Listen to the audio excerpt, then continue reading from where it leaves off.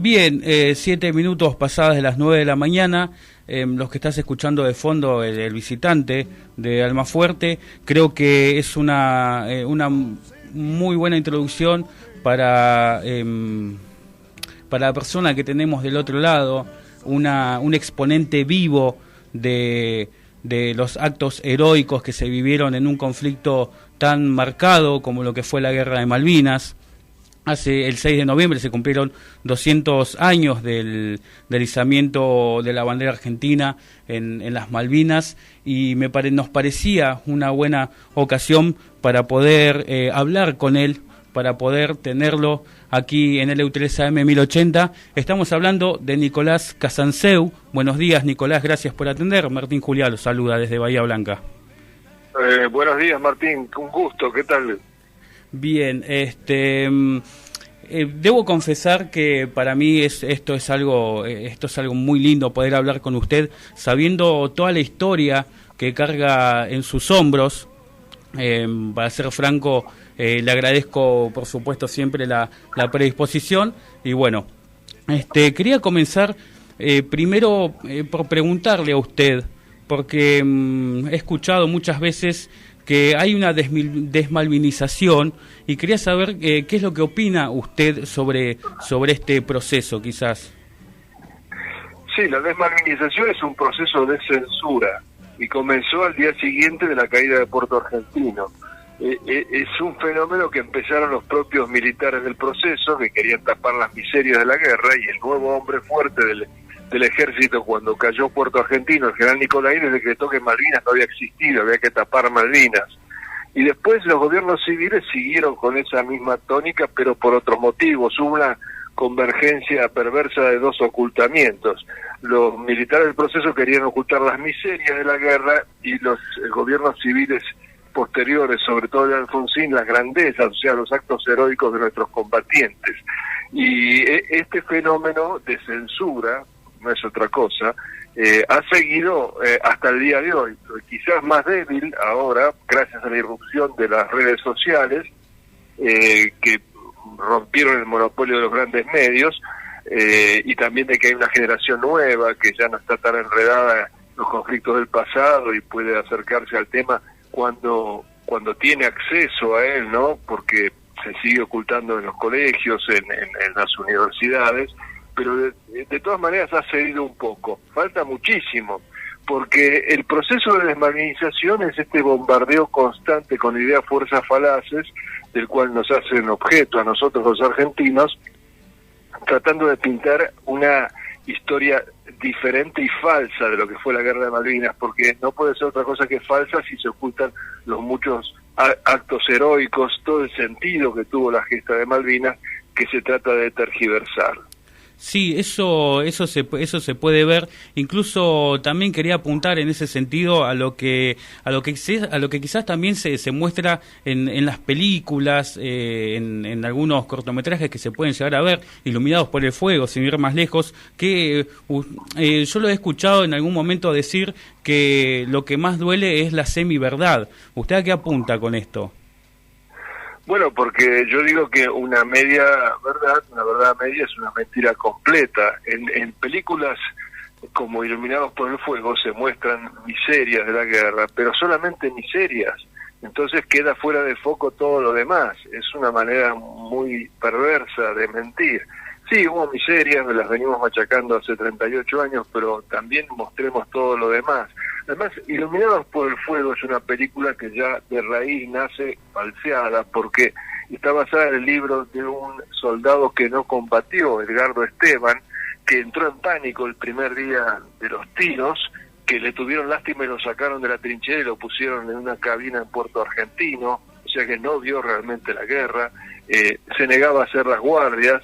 En una noche que se negó a hacer una guardia, lo reemplazó el soldado Vallejo, cayó una bomba y mató al soldado Vallejo, y hasta ahí se puede hablar de fatalidad, pero él vuelve al continente y escribe un libro donde pinta como cobardes a sus propios camaradas, o sea, traslada su cobardía a toda su unidad, que en realidad combatió bien en el grupo de artillería aerotransportada 4 de Córdoba, tanto es así que sus camaradas lo odian y no se puede acercar a ellos ni a tiro de cañón. Sin embargo, este libro mentiroso lo toma un montonero, Miguel Bonazo, escribe un guión y hacen esta película Iluminados por el Fuego. ¿Podemos esperar de un guionista que fue jefe montonero algún tipo de imparcialidad para retratar algo que tenga que ver con estas Fuerzas Armadas? Por supuesto que no. Lamentablemente, esta película se muestra todos los años en todas las escuelas del país y sigue con su efecto pernicioso de desinformar sobre la Guerra de Malvinas. Claro, bueno, y justamente acá volvemos a este tema, cómo está tan fuerte y tan, quizás ahora con la irrupción de las redes sociales no tanto, pero cómo sigue presente esto del proceso de desmalvinización, incluso en las escuelas, mostrando una historia que quizás no es tan así, o que quizás, bueno, también miente en cuanto a las informaciones que hay. Porque si vamos a los actos heroicos, hay muchos. Demasiados, y actos además de amor al prójimo, actos que podrían inspirar a la población argentina que tan desanimada y falta de valores está, para levantarse de las rodillas en que se encuentra en este momento. Nosotros necesitamos inspirarnos, cualquier país necesita inspirarse en sus héroes, en sus arquetipos, para poder elevarse, para poder combatir la adversidad, para poder renacer de las cenizas. Y quizás también por eso se nos ocultan los actos heroicos de los combatientes de Malvinas, porque a ningún gobierno le conviene un pueblo ilustrado, un pueblo inspirado en héroes reales, no en héroes de pacotilla como algún futbolista o algún personaje de la farándula. Y como el ejemplo de los héroes pone una vara alta y la gente se inspira y se eleva, es mucho más difícil manipularla y estafarla si no conoce lo que fueron sus arquetipos, ignora que los tiene y entonces no tiene en qué espejo mirarse. Claro, es que bueno, justamente ahí vamos y destaco mucho esto que usted menciona, esto de los héroes de pacotilla, sabiendo que hay apellidos como Carballo, Rinque, Castro Fox, Filippi, el Loro Márquez, Carlos Hugo Robacio, todas estas personas que demostraron amor a la patria, y eso que hace tanta falta, como usted bien menciona, hoy en día en nuestra nación. Sí, porque los valores eternos, ¿no? El coraje, el amor, la abnegación, la misericordia, todos esos valores que se les dice valores eternos, valores permanentes, no se pueden transmitir con discursos, sino solamente con el ejemplo. Tenemos el ejemplo viviente, inclusive muchos de ellos, como usted ha mencionado, viven en el día de hoy. Podríamos acercarnos a ellos, aprender de ellos y inspirarnos en ellos. Es la única manera en que se pueden transmitir valores, de corazón a corazón, de generación en generación, y esto nos está siendo impedido desde hace ya 38 años. Sí, lamentable eso, el impedimento que tenemos nosotros para quizás de alguna forma tomar conocimiento sobre estos grandes héroes que fueron custodios de nuestra amada patria. Que quería recaer en esto del coraje, usted lo menciona, y yo creo que eso fue uno de los grandes valores que tuvieron los soldados en las Malvinas, con respecto también, si no me equivoco, Gareth Parry es quien hace mención a esto del coraje también, de los argentinos para con una flota que estaba avanzadísima en cuanto a lo que teníamos nosotros a disposición. Bueno, sí, Gareth Parry era un periodista que viajaba a bordo de una de las fragatas y él describe un ataque de los pilotos argentinos a la fragata donde él iba navegando y dice que la propia tripulación, admirada por la audacia, la gallardía de estos pilotos, irrumpe en aplausos, estaban aplaudiendo a quienes venían de alguna manera a hundirlos. O sea, los ingleses han reconocido el coraje y lo siguen reconociendo de los combatientes argentinos, a diferencia, lamentablemente, de la propia población. Hay muchos videos, yo tengo por ejemplo colgados en mi canal de YouTube de documentales ingleses que cuentan estos actos de valentía. Por ejemplo, un suboficial inglés cuenta que en Monte Longdon él estaba avanzando con sus camaradas cuando detrás de una roca sale un soldado argentino, les dice, hey, hombre, y les empieza a disparar de la cintura. Cae muerto el soldado que iba delante de quien relata, quien relata cae herido, y después cuenta de que para sacar a ese soldado de detrás de esa roca donde le estaba disparando, tuvieron que tirarle con un misil antitanque. Y después nos hablan de los chicos de la guerra, y solamente dignos de lástima. Claro, es que bueno, justamente usted hace mucho hincapié en que no son chicos, no son Bueno, chicos. tenían 18 y 19 años, que es la edad de los combatientes de todas las guerras de la historia de la humanidad, y mucho menor edad también. Inclusive los propios ingleses en la guerra de Malvinas, en un documental de ellos, por ejemplo, dicen que todos los tripulantes de los marinos de los buques de la flota, que eran 114 buques, tenían 17 años en promedio. Hubo soldados de 17 años y de 16 años combatiendo a favor de los ingleses, obviamente, en el propio territorio de Malvinas, y hubo muertos de esa edad. Entonces nos han querido pintar a los soldados como pobres chicos de la guerra, y nos ocultan, por ejemplo, que un soldado de 18 años, Oscar Ledesma, de la Carlota, Córdoba, del Regimiento 25, abatió en un duelo mano a mano, nada menos que al jefe de los paracaidistas ingleses, a H. Jones, en la batalla de Darwin. Y esto se oculta porque si se contaran estas historias se caería como un castillo de naipes esta mentira de que mandamos chicos a la guerra solamente dignos de lástima. Claro, sí, claro. Bueno, y yo creo que ahí también está esto de la desinformación y de creer, bueno, esto de ocultar está, bueno, justamente en eso, puntualmente, en decir, bueno, se nos cae todo si llegamos a mencionar lo que realmente pasó. Que incluso también hay como una especie de reproche, puede ser a lo que es lo que son los almirantes, lo que son los generales también. El almirantazgo. Bueno, es un tema cuestionado porque la flota de mar no fue empeñada por los almirantes en combate.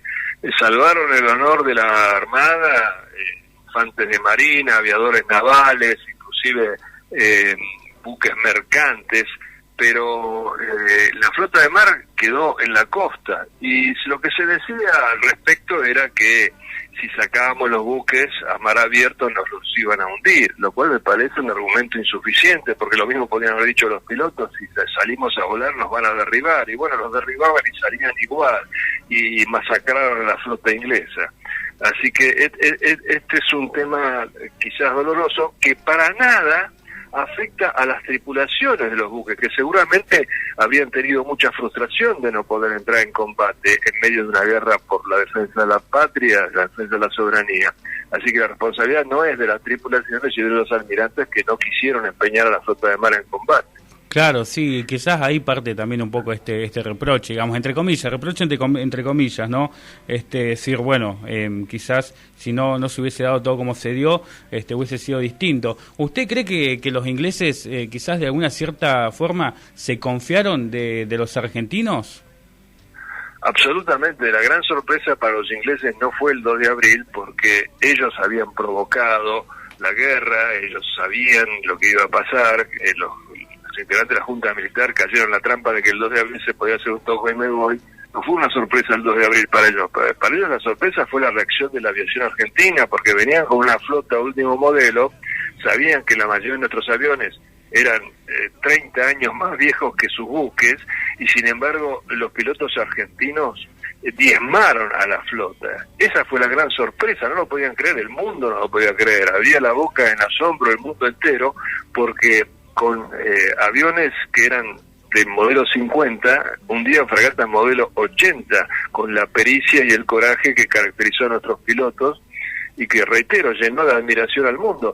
Tenían que volar a ras del agua para no ser detectados por los radares antes de tiempo, tenían que, lo cual es muy peligroso, a casi 1000 kilómetros por hora. Después tenían que atravesar la barrera de fuego cuando los ingleses advertían su presencia, ponerle las bombas en el puente mismo de la fragata, no tirarlo de una distancia, y después hacer el escape perseguidos por los Harriers.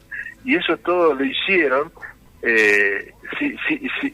por supuesto, ofreciendo sus vidas. Hubo 55 bajas en la Fuerza Aérea, pero llenándose de gloria.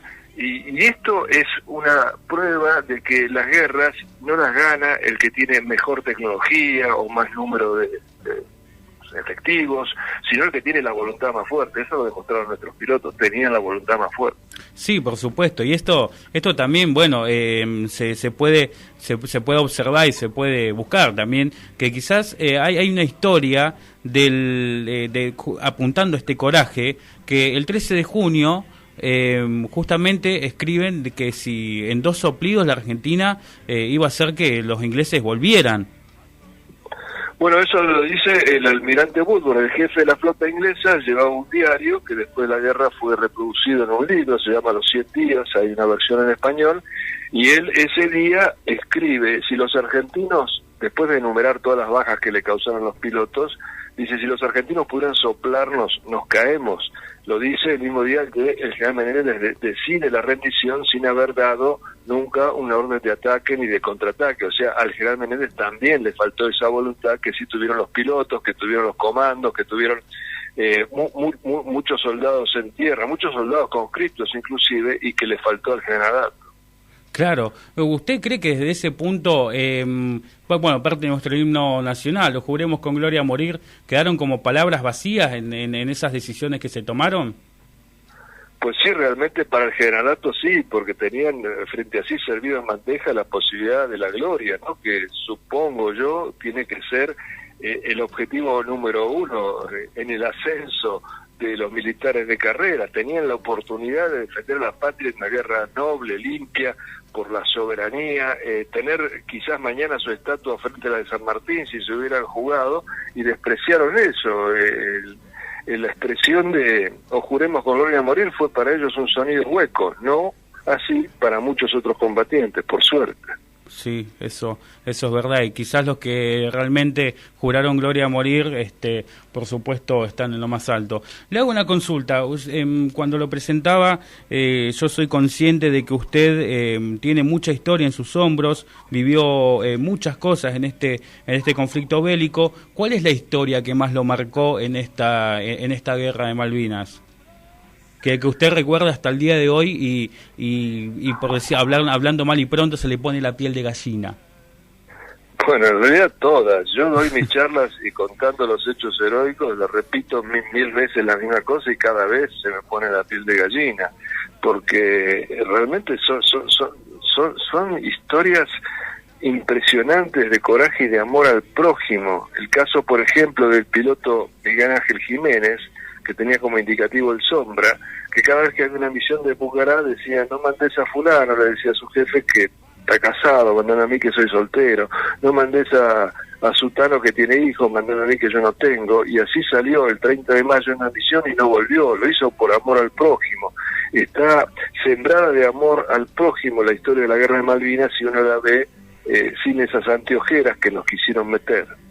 Claro. Sí, eso es lo que hace falta quizás en los tiempos actuales. Y me quiero retrotraer un poco a estas hazañas que han hecho los aviadores en cuanto a volar al ras del agua para no ser detectados por los radares. Hay una historia que justo también habla de que pegaron ala con ala para no ser detectados también. Bueno, esa historia la cuenta justamente el almirante Woodward, el jefe de la flota inglesa. Lamentablemente tenemos que enterarnos por él, porque acá se ocultan ese tipo de historias, y él habla de que estaban a punto de atacar a la fragata Broadsword, los pilotos Carballo y Rin, que hay una foto en internet donde se los ve a ellos, dos puntos que se acercan, tomada por un oficial inglés del buque Broadsword, que se acercan en medio de toda una maraña de explosivos, de proyectiles que le estaban tirando. Y dice Woodward que ya los tenían enganchados los radares de los lanzamisiles, con lo cual eran hombres muertos. Si el radar te engancha, el misil no le puede errar. Y en ese momento estos pilotos se pusieron ala con ala, y los radares, en vez de ver dos blancos, vieron uno solo, se desorientaron, no salieron los misiles, y nuestros pilotos pusieron fuera de combate a la fragata Broadsword. Y nos tenemos que enterar por el enemigo. Acá estos hechos espectaculares se ocultan. Y usted busca también desde su lugar darle quizás lugar para, bueno, justamente terminar con este proceso de desmalvinización. ¿Cómo le afectó en su carrera periodística este proceso? Bueno, lo mío fue también un coletazo de la desmalvinización, en el sentido de que cuando volvieron los combatientes los ocultaron, y lo mismo trataron de hacer conmigo. Yo era más conocido, con lo cual era más difícil, entonces me hicieron una campaña de difamación. Los propios militares me dejaron sin trabajo y bueno, me las vi difícil, hasta tal punto que para mantener a mi familia tuve que ir a buscar trabajo al exterior. Pero bueno, es un precio que pago gustoso por el honor de haber estado codo a codo con nuestros soldados en esta gesta tan limpia y tan noble. Sí, esto de hablar de estar codo a codo en este conflicto que tanto nos marcó y nos sigue marcando a los argentinos, sin lugar a dudas debe ser algo también que despierta el corazón de uno. Le hago una consulta y me gustaría quizás escuchar la historia de Poltronieri. Bueno, ahí lamentablemente ha ocurrido una decepción. Los camaradas de Poltronieri en los últimos años han estado saliendo a decir que esa historia es ficcional, que en realidad no ocurrió. Lamentablemente esto es un golpe fuerte para todos los que quisimos creer en esa historia, que desde el vamos no era muy verosímil, ¿no? Que no era muy verosímil que un solo hombre pudiera manejar una Mac. Hacen falta 2 y hasta 3 hombres. La cantidad de disparos que tira la Mac no permite tener una reserva tan grande como para estar varias horas deteniendo al enemigo. Y bueno, muchas otras incongruencias que, como había sido condecorado con la máxima condecoración al honor en combate, y uno quería creer en la existencia de un héroe, sí, bueno, uno no indagaba demasiado, porque además no era muy claro él en sus explicaciones, era contradictorio, lo cual se atribuía a su bajo nivel de educación. Pero ahora que han salido todos, sin excepción, sus camaradas a decir que esto era ficción, lamentablemente no hay más que resignarse a esto, lo cual levanta el tema de por qué el generalato, el almirantazgo, no estudió los casos antes de dar condecoraciones, porque hubo héroes realmente que pelearon sin necesidad de historias así tipo Rambo, y estos no fueron condecorados. Sí, claro. Nosotros acá, que quiero hacer también un poco de hincapié en que nosotros aquí en Bahía tenemos la suerte de poder haber estado quizás un poquito de cerca con algunos de los soldados. Guadagnini, no sé si, bueno, por supuesto lo debe conocer usted. Quería que nos cuente quizás para el oyente bahiense, quién era Guadagnini. Luciano Guadagnini era uno de los halcones, uno de los pilotos de A4, de sus aviones modelo 50, que atacaban fragatas modelo 80, y en uno de los ataques el blanco era la Antílope, que la atacaron Carballo, Guadagnini y 2 pilotos más. Cuando Guadagnini encara hacia el buque y le tira su bomba, en ese momento él es alcanzado por el fuego del buque, y en vez de tratar de eyectarse, cosa que hubiera sido una reacción natural, él lo que hace es estrellar su avión contra el buque, o sea, le pega con su bomba, con su avión y con su cuerpo. Luciano Guadagnini, un joven teniente, primer teniente en ese momento, ascendido post-mortem a capitán, tenía 2 hijos muy chiquitos, se jugó la vida por aquello en lo que creía. Para él sí, o juremos con gloria a morir, era una verdad inapelable. Sí, bueno, no es algo menor estrellarse, no escapar, digamos, a la situación que ya complicada estaba y en un acto heroico épico también enfrentarse a lo que es también la embarcación. También incluso me animo a decir que justamente después de este conflicto de Malvinas, muchas de las cuestiones aeronavales se tuvieron que modificar, dado a estos actos que han tenido los soldados argentinos para justamente de estas batallas aeronavales, digamos. Sí, todos los estados mayores de todas las fuerzas del mundo cambiaron sus estrategias a partir de la experiencia de Malvinas, sacaron provecho de ellas, todas menos nuestro Estado Mayor, porque cuando volvieron los combatientes de Malvinas, no solo se los escuchó para aprender de ellos, sino que se los ninguneó, se les trató de cortar la carrera, reinaba la envidia hacia ellos. Realmente la pasaron muy mal. No solo los soldados conscriptos la pasaron mal, a quienes ocultaron y dejaron abandonados por el Estado, sino también los cuadros, es decir, los suboficiales y los oficiales. En el ejército hasta hubo una orden de que había que disciplinar, entre comillas, a los veteranos de Malvinas, en vez de aprender de ellos. Esto qué erróneo, ¿no? Bueno, me parece erróneo y me parece hasta criminal. Pero bueno, lamentablemente en la humanidad este pecado de la envidia es muy difundido, es uno de los más atroces, la gente llega hasta matar por envidia, y entonces pasó que los que no fueron a guerra envidiaban a los que sí fueron, los que fueron y arrugaron envidiaban a los que fueron y no arrugaron, y los que fueron y no arrugaron eran envidiados por, digamos, los que fueron menos conocidos, porque algunos nombres más o menos del reducido ámbito del movimiento malvinero, de la gente que se interesa, fueron más conocidos que otros. Eso también despertaba envidia.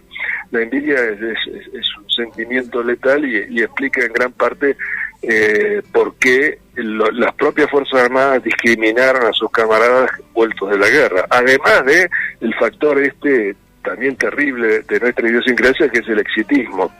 Como perdimos, entonces todo estuvo mal y todo el mundo le dio la espalda a los vencidos, a pesar de que habían peleado con honor y con valor.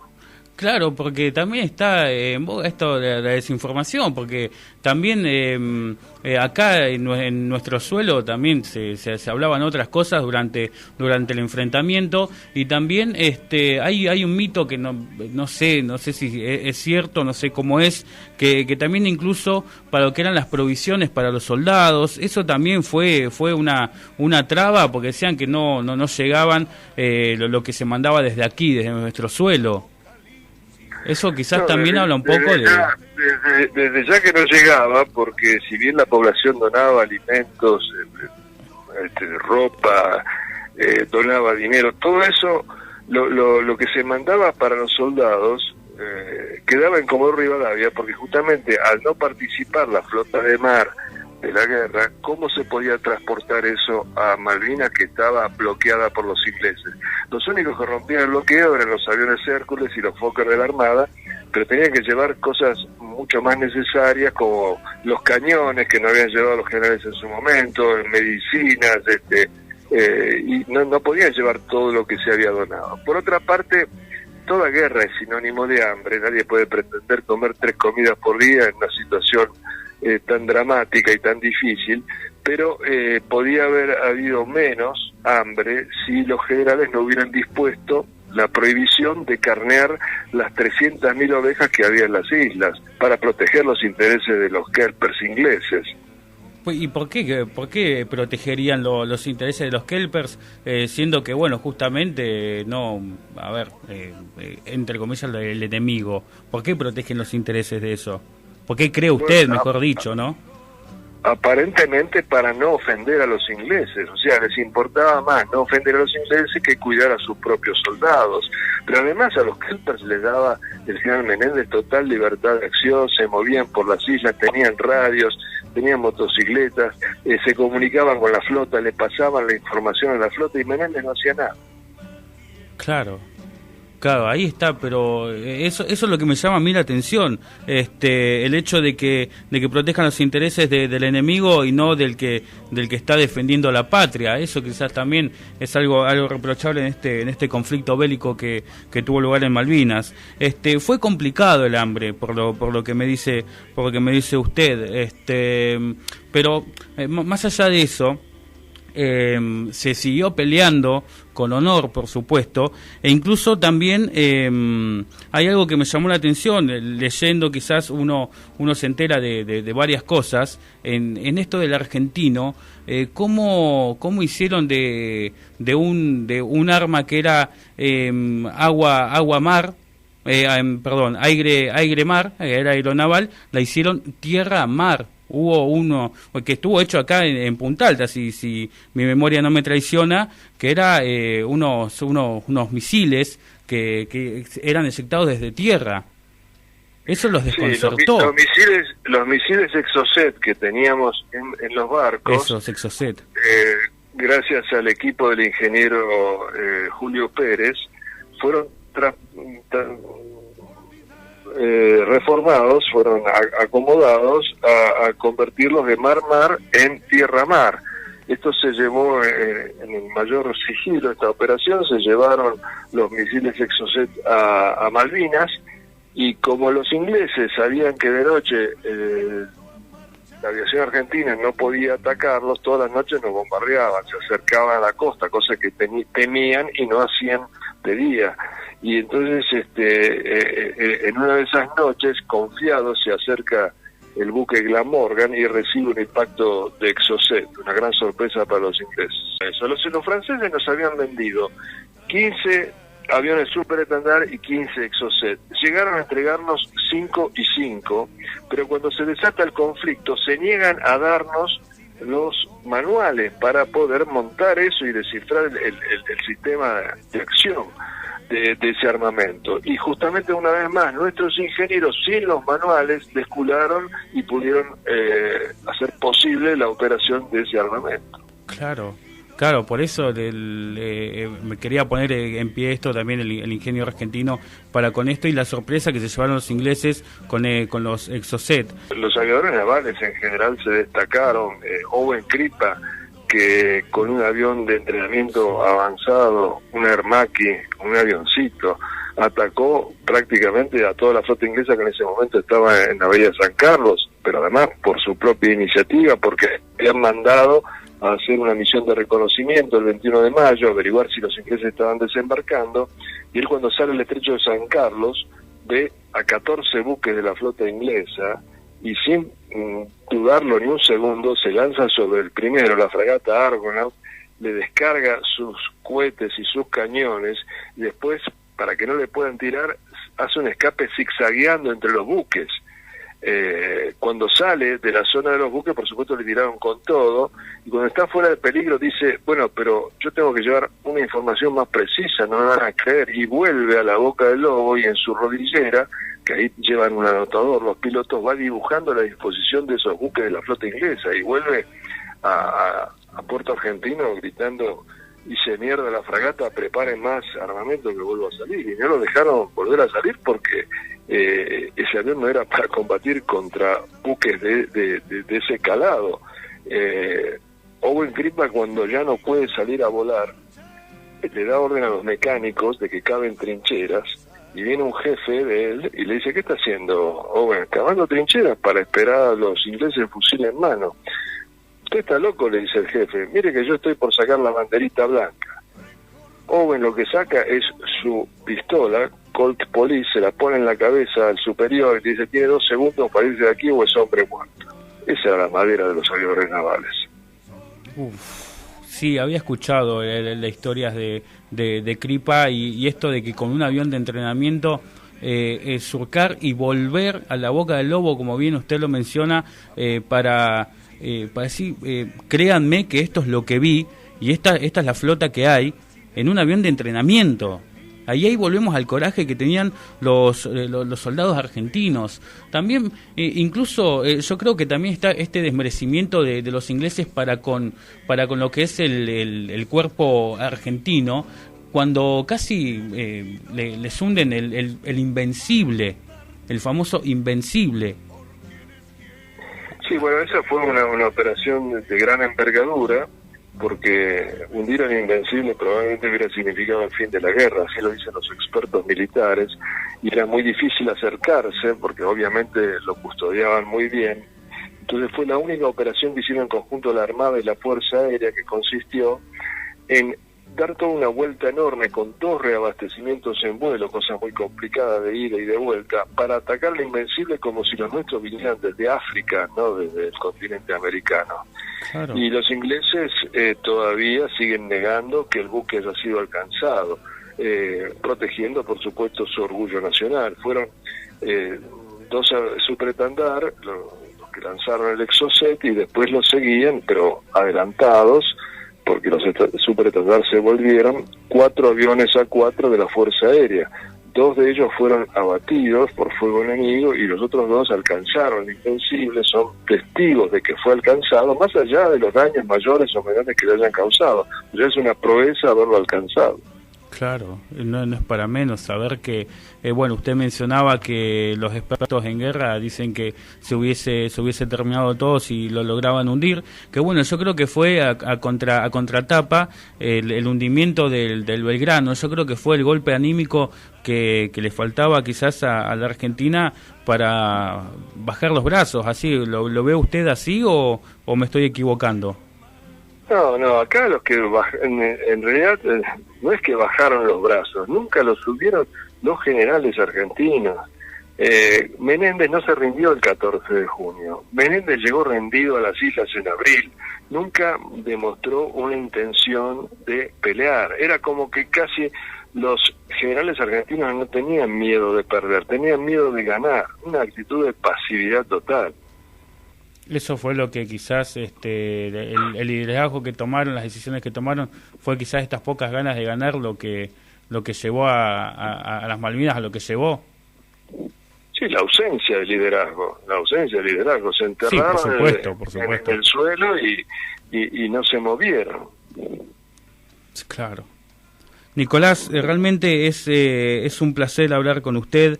Es un hombre con mucha historia, pudo estar codo a codo con todos los que vivieron este conflicto tan grande para nuestro país en primera persona, y no quería dejar de agradecerle este tiempo, esta predisposición para hablar, porque realmente yo creo que también hay que ir en contra de este proceso de desmalvinización, porque justamente creo que es parte de nuestra historia y ellos son los verdaderos héroes, no los que están en televisión o jugando al fútbol. Totalmente de acuerdo, hay que reivindicar a nuestros héroes, primero por una cuestión de gratitud hacia ellos y de justicia, y también para que al pueblo argentino no le roben esos ejemplos de conducta que pueden hacerle tanto bien si la gente se pudiera conocer lo que hicieron e inspirarse en lo que hicieron. ¿Cree que se puede seguir inspirando las personas en esto que usted señala? Absolutamente, lo que pasa es que hay que llevarles a las personas el conocimiento de los hechos, lo ignoran. Mucha gente habla mal de Malvinas porque no conoce lo que pasó, porque se lo ocultan, porque en las universidades, en los colegios no se enseña. Hay que romper ese bloqueo de mentiras que hay sobre Malvinas. Sí. Nosotros en nuestro lugar tratamos de hacer eso, y por eso es que lo convocamos a usted y bueno, le agradecemos enormemente por este gesto de atendernos y por, bueno, justamente brindar historias, todo esto, lo heroico que tuvieron nuestros soldados argentinos. Es un gusto, Martín. Un abrazo y hasta cualquier momento. Hasta cualquier momento. Que tenga un buen día. Igualmente. Nicolás Casanseu. ¿Qué puedo agregar? Nosotros desde acá realmente buscamos llevar todas estas historias, porque realmente tanto nuestro productor como nosotros sentimos muy de cerca lo que son las Malvinas. Incluso hemos estado dialogando el sábado sobre las infinitas historias que hay sobre este conflicto bélico, y nos seguimos asombrando ya después de tanto tiempo, y cómo también hay que reivindicar este sentido de decir esos son los verdaderos héroes. No creamos en un jugador de fútbol. No nos preocupemos que no se paralice el país porque un jugador de fútbol está mal de salud. Los verdaderos héroes son los que llevaron este amor al prójimo, este amor a la patria y este coraje a niveles superiores, a tal punto de que se tengan que modificar los diferentes libros debido a las hazañas que tuvieron en un conflicto tan grande, en aviones tan obsoletos, peleando contra fragatas de 550 millones de dólares y hundiendo varias. No perdamos este sentido de patriotismo para con las personas que volvieron y las personas que se quedaron allá. Esos son los verdaderos héroes. Esos son los que tenemos que tener presentes a lo largo de nuestras vidas para decir, che, tenían 18 años, 19 años. ¿Dónde quedó eso? ¿Dónde está? Yo no olvido, por supuesto que yo no olvido. Nadie debe olvidar. No seamos parte de este proceso de desmalvinización. No creamos en todo lo que nos dicen en la escuela. Estas historias, estas personas son las que nutren realmente nuestra mente con lo que verdaderamente pasó, con la verdadera historia. Exponentes vivos de nuestra historia, los hay, siguen vivos, aprendamos de ellos. Y en esto hacía énfasis Nicolás. Aprendamos de ellos, no los dejemos en el olvido. Fueron a marchar en nuestra defensa, orgullosos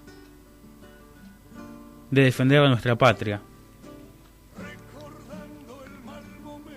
A Owen Kripa, sin ir más lejos, después de esa proeza de surcar entre los barcos ingleses, lo trajeron para acá, para Bahía Blanca, para sancionarlo, y cuando llegó, los que lo esperaban lo aplaudieron.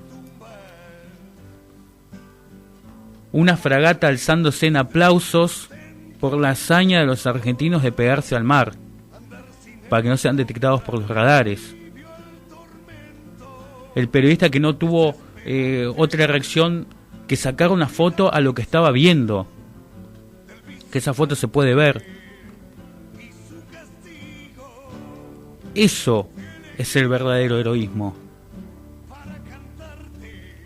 En vez de escapar, fueron directamente a chocar al barco que les había disparado. Gente que se eyectó a 800 kilómetros por hora, 900 kilómetros por hora.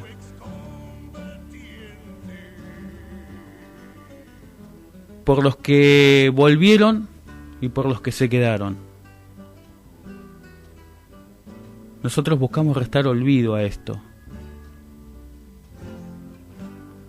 Nosotros buscamos aportar nuestro granito de arena para con estas cosas.